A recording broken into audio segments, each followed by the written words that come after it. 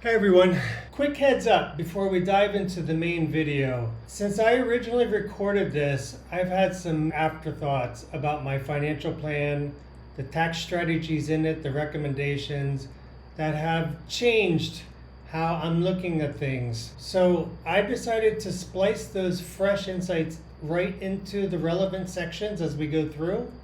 And if you stick around until the very end, there's a plot twist regarding my final conclusion and what I think the plan is actually worth and what I'm taking from it. Remember, this whole retirement journey is a learning process, so if I have more afterthoughts down the road, I'll definitely do a follow-up video as I experience and learn more.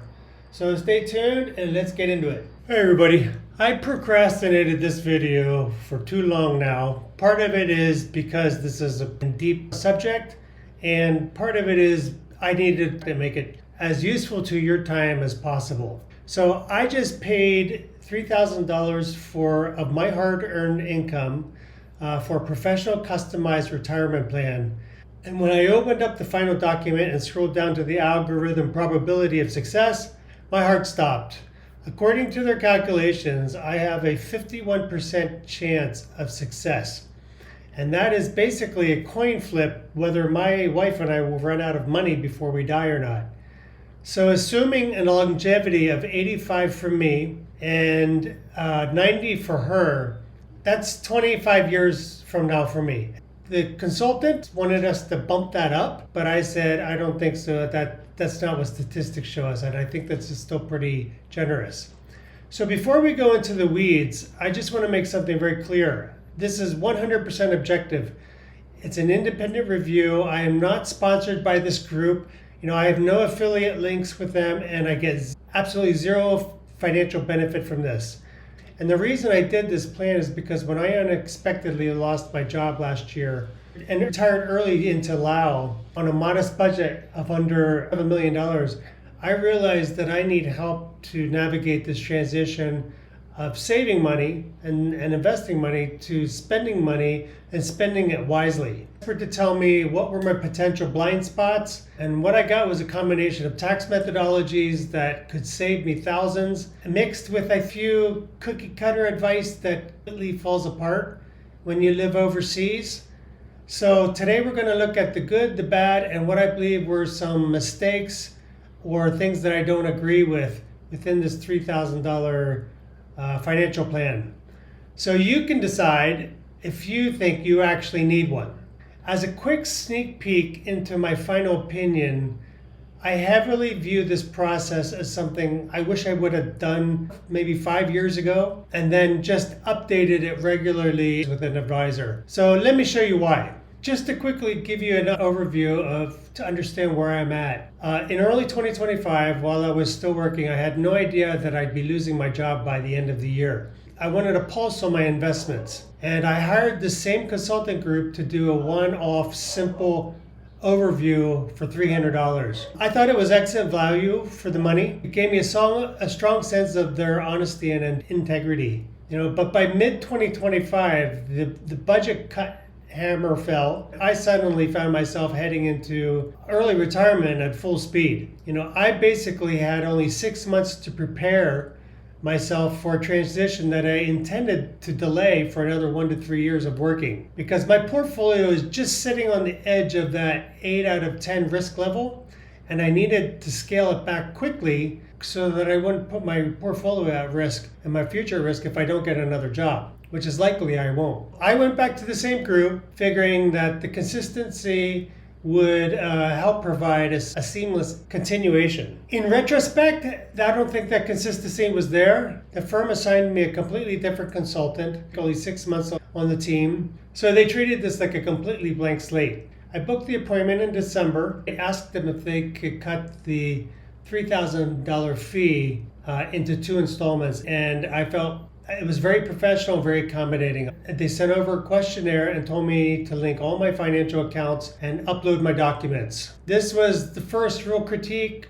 I didn't care for their website portal. For comparison, I use Boldin. Boldin interface is incredibly user-friendly. The portal that I was using for this planner, on the other hand, was clunky. and it constantly lost data connections with my brokerages. I had to reconnect multiple times. We scheduled a 45-minute deep dive call on Loom. So at the end of February, I received a 12-page PDF file, exactly what you're looking at here. 9 pages in it have useful data. They also give you the video of the consultant talking you through all the points. The $3,000 plan that I paid for only gets you 30 days window to follow up with questions. If I want any help down the road, I'd have to shell another $500 for a short 45-minute consultation. Circling back to the terrifying 51% probability of success, seeing that in black and white really can give anyone a massive financial anxiety. As a former director, my instinct is always to audit the inputs. So here's an error that skewed some of the projections. When I uploaded our household budget, I included some wish list items, luxury items, special projects that added an extra $30,000 to $40,000 into the first year. And I clearly noted that these were optional or eliminated completely if it didn't work out. So instead of treating them as optional, he included that and into the living core expenses as a recurring mandatory cost. I asked him to rerun the scenarios without the wish list items, and his response was it's already built into all the calculations throughout the plan, but I can manually take them out if I want. That was a little disappointing.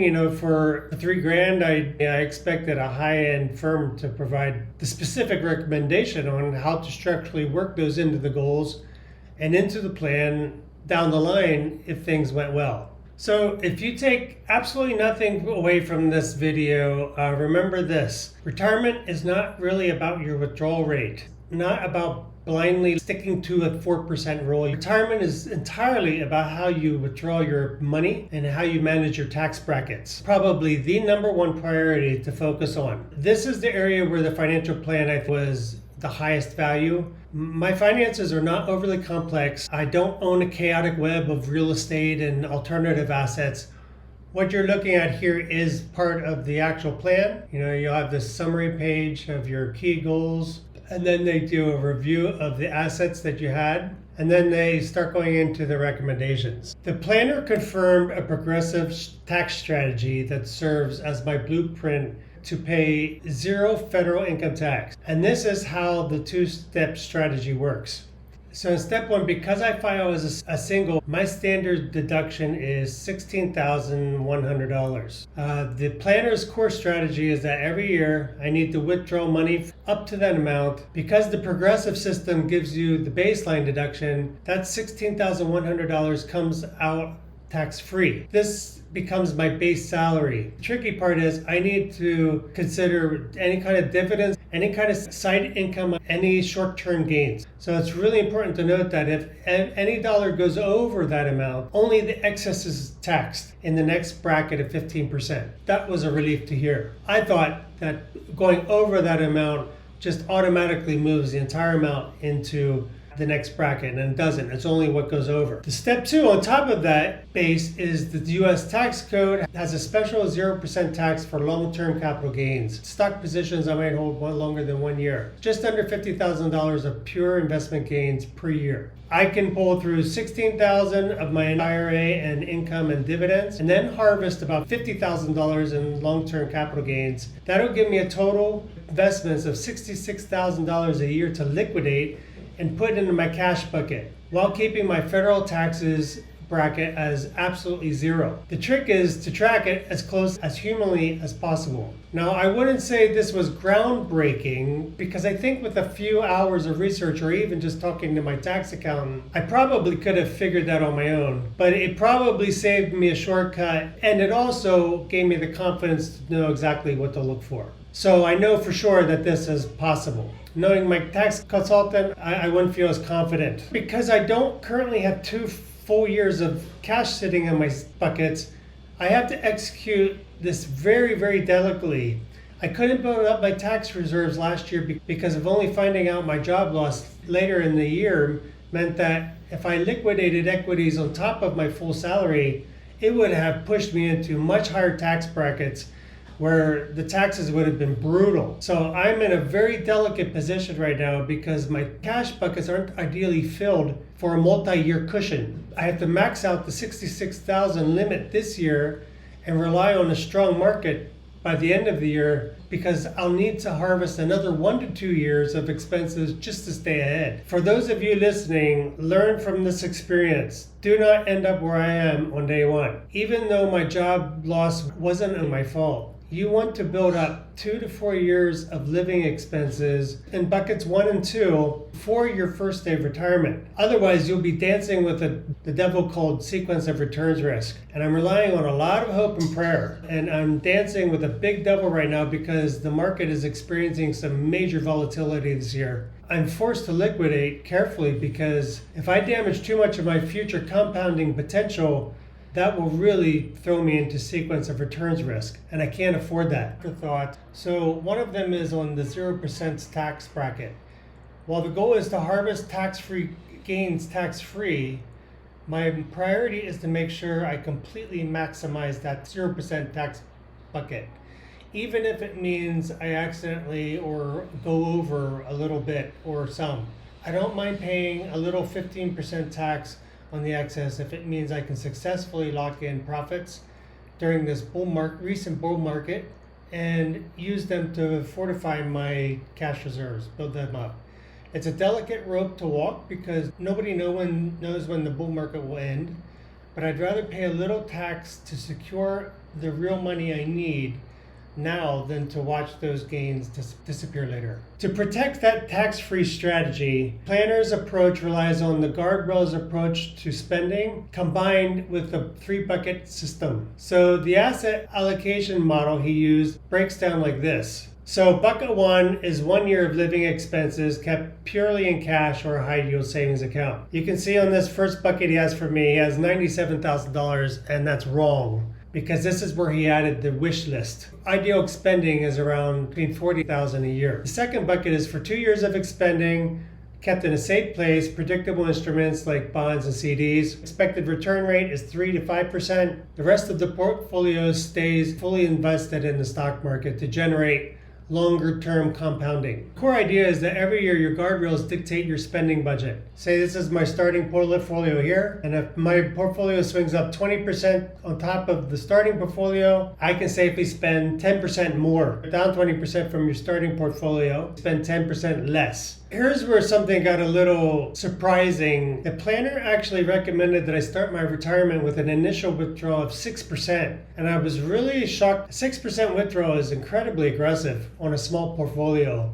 even for me. In fact, when I ran my numbers through 2 different AI platforms, both of them said 6% is dangerously high, and Grokster said don't do it. Try to keep it under 4% for your first couple years. And in the real world, volatility showed up immediately after they gave me this plan. By March 2026, the stock market took a sharp downturn and my portfolio plummeted 14%, 2% more than the S&P. Because I went into retirement with less than a year's worth of cash reserves, and that drop really induced some anxiety on me. So I reacted to the pressures to fill up bucket 1 and 2, and I ended up liquidating 1 larger position at a slight loss and 1 medium position just to establish a little more cash reserves. It felt terrible. It highlighted the raw danger of sequence of returns risk. This brings us to one of the biggest disagreements I have. The consultant looked at my taxable brokerage account,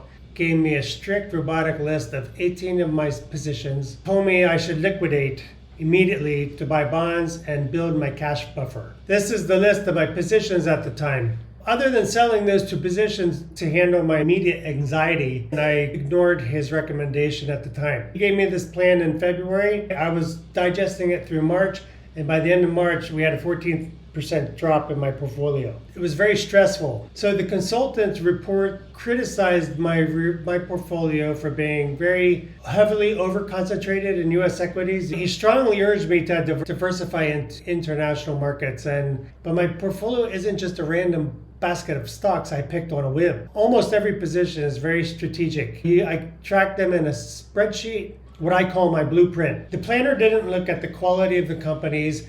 He didn't care why I picked some of these stocks. He just looked at the raw dollar values and the tax implications, and he advised me to systematically sell these. He also advised me to sell the cryptocurrency that I have immediately to fund my cash bucket. I'm not selling my conviction stocks or my crypto at what I believe is the bottom of a market correction just to buy 4% bonds. In a world where the US dollar is devaluing rapidly with nonstop money printing and skyrocketing national debt, I view holding high quality, high moat US companies and institutionalized crypto assets as a major, safer, longer play than holding depreciating paper currency and bonds. I really didn't agree with this, and I thought he missed the mark on this. I appreciated that he gave me this kind of specific. I would have been selling my assets at 14% loss. Now, I know this goes against the standard of conventional financial wisdom, but I know I'm running hot and I'm taking a risk. If I'm wrong,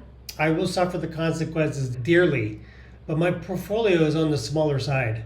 And if I'm right, this conviction will positively change my wealth trajectory for the better. I refuse to actively sell my winners during a temporary correction just to live like a pauper out of fear. I have nothing against the consultant's conservative recommendation, which is technically his job to reduce my immediate volatility risk. I do think his recommendation to include that $40,000 in the wish list spending was simultaneously telling me to start my aggressive 6% spending heavily contradicts the conservative approach. Think about the real world timing here. If I had handed over my management of my portfolio to this consultant or blindly executed his recommendations in March, they would have locked in 14% loss, around $150,000 in stock, just to fill up buckets 1 and 2 with bonds and high yield savings. That would have permanently damaged my portfolio, leaving me no way to participate in the massive market rebound that followed in April and May. Of course, he didn't know the market would rebound that way,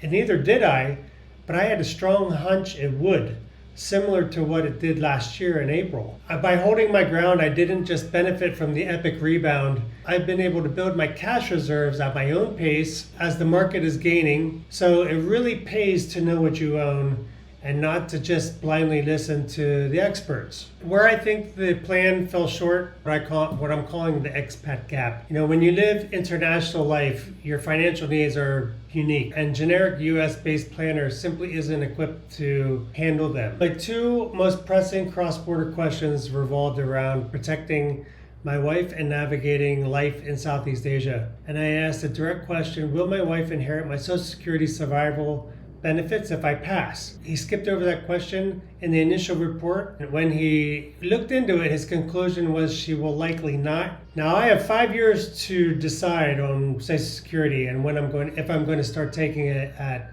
62. Who knows if it doesn't even exist anyway. But my payments are going to be small anyway. First 12 years of my career, I was basically a volunteer earning a stipend salary of just a few $100s a month. During the last 12 years of my career, my salary was foreign income, and the income didn't qualify to count toward Social Security anyway. So I only had a window of about 10 years of working where my salary was not very high. My eventual payout will be so small it won't even cover the third of my current monthly expenses. My strategy is now just trying to delay Social Security as long as possible, the little bit it is. Treat it just strictly as a late-stage survival insurance package. So it's something, it will help, but it's not going to be a game changer. So then came the Medicare question. The planner told me to completely ignore Medicare and omit it from my plan, but my Boldin advisor gave me a concerned, high, confident warning. If I don't sign up for Medicare, at least the minimum, and I return back to the US, I could have to pay a major penalty. I don't quite fully understand all of it right now. This consultant didn't even advise me of that risk at all. But I still got about 9 years to figure that out. The lack of expat expertise showed up in the insurance section too. He basically threw his hands up and said he can't really comment on overseas policies and I should seek local advice. That was a little bit of a letdown. One of the main reasons I hired this group was because they knew I was an expat. So I think they should have been a little bit better prepared for that. I pay a premium policy because most local drivers carry the absolute minimum if they carry anything. My insurance is a shield to leverage our vehicle against high probability that the other driver will likely have the minimum to zero coverage. Home insurance, very few people actually have it, and it's not mandatory. Getting a local insurance company to pay out overseas is 100 times harder than it is in the West. The only piece of advice that he gave me around my entire estate that held some weight was regarding my will. He strongly urged me to hire a specialized expat estate attorney. This is very important, I think, to expats to hear, because this is something that every expat. My sister is legally named as my executrix of my estate. I have in my will that it is an estate. Because my portfolio is complex and strategic that I probably will only understand, I wrote her a very explicit letter of instruction on my passing, and I said, the day I pass, do not try to manage these individual stocks. Immediately hand over the entire portfolio to a trusted asset manager, pay their 1% annual fee on the portfolio total, and let them liquidate it safely so that you could just focus your energy on wiring the transfers over to my wife instead of trying to manage my portfolio. Because that was one of the anxieties I had about passing. No one I know could manage a portfolio. None of them are into finance and none of them are into stock investing like I am. Hand this over to an asset manager and just let them manage it, as long as my wife gets the money that she needs to live. I will probably write down the name of this particular group in the letter for them to contact if something happened to me, because despite some of my critiques with this particular plan, I do have a strong sense of personal trust and integrity from this group. What's the bottom line of this $3,000 plan, and was it actually worth the cost? Here's my honest scorecard. If your financial situation is incredibly complex, if you own a massive web of diverse real estate assets, or you have millions of dollars spread across complicated businesses, paying $3,000 for professionals is a sound investment. If you're not financially savvy and have managed finances and budgets and investments, I recommend it, even on a modest budget. If you've got a $500,000 portfolio, $3,000, it's 0.6% of your value. Really nothing compared to what the advisor could help you save. But for my specific situation, my assets are straightforward and they're highly liquid. We're weak on the cross-border questions, and without being pushed, they made a mistake on how they handled my budget and wish list when they were coming up with the final figures. I think there should have been more strategic planning those wish list items, because there weren't many. It was like 2 or 3. Bottom line, for me, this was a $2,000 product. The initial $300 overview, much better dollar for value. So I'm going to add one more final afterthought on the financial plan itself. So looking back, the absolute biggest takeaway for me was realizing how the 0% tax bracket stacks with the ordinary income. After doing a little bit of my own research and seeing how easy it is to model those exact brackets dynamically, just updating the standard deduction each year, I've realized the advice was actually kind of generic. On Google, I found a video that beautifully explains the capital tax gains on top stacking system, and literally using the same graph that is in my plan. It just basically made it much clearer for me on how to understand it and how to use it. So for a simple portfolio like mine, and given the lack of specific information for expats, I think the full $3,000 plan just wasn't worth it. I'm officially downgrading my previous value rating of the product to a 5 out of 10. A basic $500 review probably would have given me the very thing I needed. I still value this consultant group for potential asset management down the road, I think, but for the plan itself, for what it did for me and what I can find for free online, I think it was a $1,000 product at best. At the end of the day, the biggest lesson I learned is that the financial planner can give you the grand strategic theory. They can map out your tax-free brackets, but the day-to-day execution and emotional stress still require that you do the heavy lifting, unless you pay them to do it for you. So unless you pay their additional premium fees for ongoing coaching, no consultant is ever going to care about your money more and your lifestyle and your family more than you do. You can pay for all the advice in the world, but at the end of the day, you still have to be the active CEO of your own retirement. Frankly, that planner won't be around in 20 or 30 years for me to knock on his door and say, hey, I work, or hey, I'm living in the streets. It's completely on you. So for a follow-up video to this, I'm going to take this raw data from this plan, put it into AI and see what the feedback is. And I also wanted to see what AI says about my stock portfolio. So if you're navigating early retirement and configuring your own withdrawal strategies, building up an unconventional life abroad on a modest budget, hit the subscribe button, give me a like, leave a comment, and let me know how you manage your cash buckets and your tax strategies. And let's keep figuring this out together. Take care. God bless and take it slow.